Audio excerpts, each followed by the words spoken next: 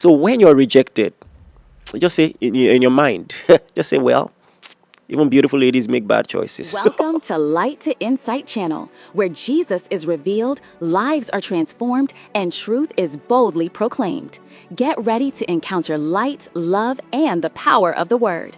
Be sure to watch till the end. You won't want to miss a moment. don't try to use a lady to build your self-esteem, or to reassure yourself of your esteem.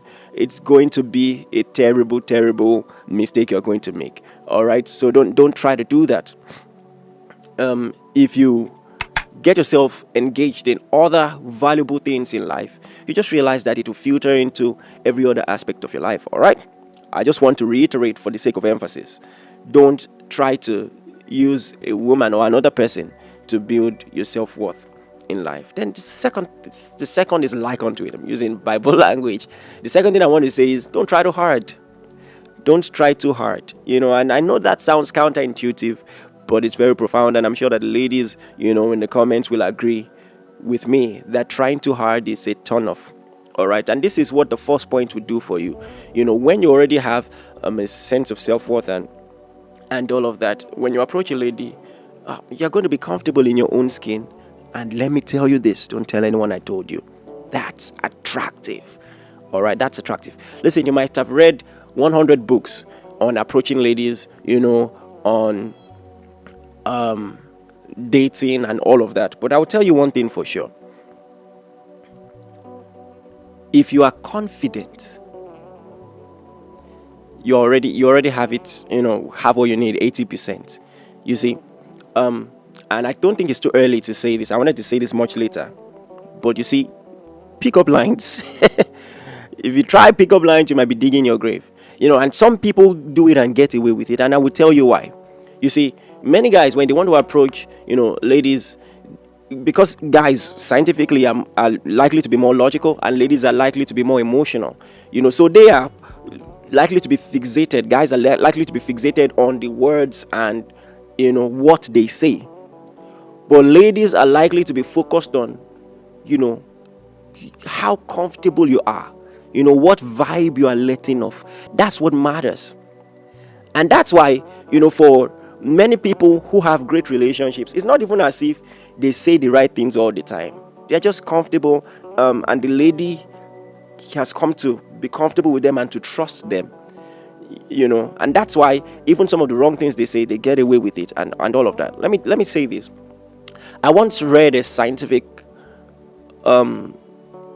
experiment, a behavioral experiment. I don't know if I said this in the first part or not. And in this experiment, I think there were 3 guys. They were shown the picture of a lady, and each of them was asked to say, in terms of percentage, how interested they are in the lady.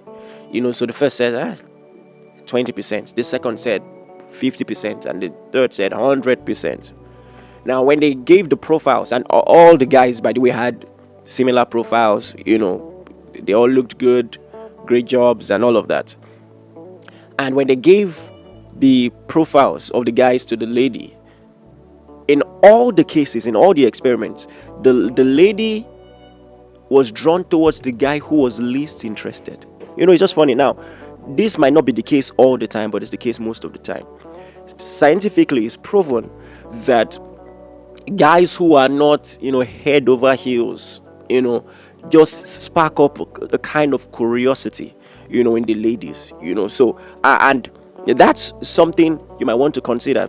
So, people who are just really sincere and they just try too hard, they end up jeopardizing their chances many times. You are sincere and you don't understand what is happening, and that's why sometimes you wonder why all the bad guys seem to be having no problem at all, dating who they want and all of that, and the good sincere guys are asking ladies out, church girls and all of that, and no one is agreeing.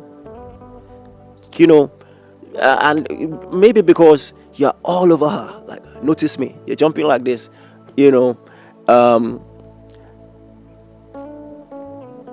a Christian, so it's Christian to be nice, it's Christian to be kind, but hey, it is also Christian to have your confidence in God. You shouldn't idolize anybody, and especially not the lady that you're trying to meet. And for this to work, I think you can call this a third point. You must have a healthy perspective to rejection. Let me tell you something. If you are too afraid to be rejected, maybe dating is not for you. And this is why a lot of people do a lot of silly things when the relationship does not work. I don't want that to be you. All right. So maybe you should have just little attachment. Don't tight it to your chest. Respect the lady. Know that she has a choice, and then you have choices too. You are not out of choices, for crying out loud, okay?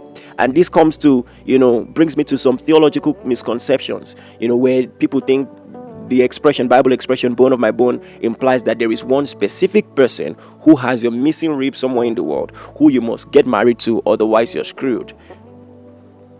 But take note of this. I don't even have to explain the nitty-gritties of the theological expression. I'll just say this to you.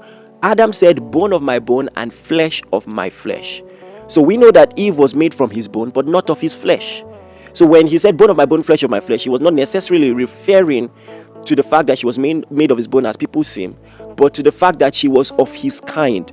Because earlier, God brought animals to Adam to see what he would call them. And the Bible categorically tells us that he gave names to all the animals, but none of them was helpmeet, for Adam. So that was talking about class consciousness in terms of kind. All right. So, please, for God's sake, in all the Bible, you don't see, that doctrine there where you're told that there is only one person. So when you're rejected, just say in your mind, just say, well, even beautiful ladies make bad choices. So I just move on, And that's true. I'm not saying that to shade anyone, but you see, I think that's going to bring me to my next point. You have to understand that just because a lady is beautiful doesn't mean she will make the right choice all the time. All right? Even beautiful ladies make wrong choices. So the next point will be this. Get to know her. Get to know her. Because she's beautiful doesn't make her the right person. Doesn't make her the right partner. All right? And so you must have enough self-worth to be particular about who you want to spend the rest of your life with. And so if she's the one doing the scrutinizing, she's the one asking all the questions on the date, and you know why she's asking the questions, to know if you are worth her time or not, then something is wrong. So on the dates, ask questions, to know if she really loves the Lord, if she really loves people, if she has a compelling dream in life. You should have enough self-worth personally to also throw questions out there. Thank you for watching. If this blessed you, don't forget to like, share, and subscribe. Keep living the word, spreading the light, and walking in purpose. See you in the next video. Stay rooted in Christ.